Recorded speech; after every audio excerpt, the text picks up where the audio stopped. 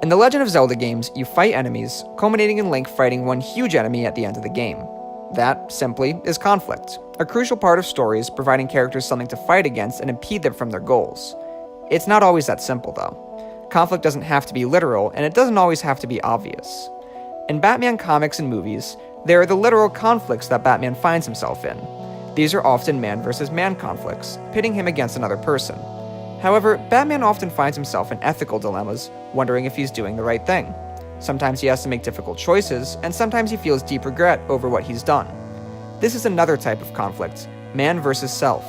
It's conflict because his own choices and thoughts are preventing him from one of his goals, happiness. Another common type is man versus nature, which is found in media like disaster movies. It's pretty self-explanatory. There's man versus society, which is found in works like 1984 or Footloose, obviously two very similar films, in which characters challenge social norms or try to reform society. There's also man versus supernatural, which is found in shows like Stranger Things, and usually constitutes conflicts that aren't easily understood and have fantastic elements. Not gonna lie, it's a bit of a vague category, but it's one of the big ones. Now, man, self, nature, society, and supernatural are the big ones that pop up in Google searches and old textbooks and stuff, but types of conflict can be played with.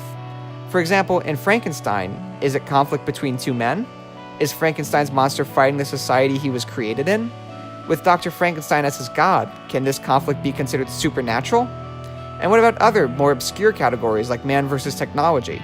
Does that fall under society since it has to do with changing times, or can advanced technology sometimes be considered another person? Would man versus God fall under man versus supernatural, or in other cases could it fall under man versus man, or does it just deserve its own category?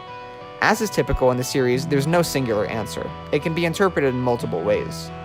Just know that sometimes there are multiple, subtle, interesting conflicts interwoven within the story, although that's not always the case.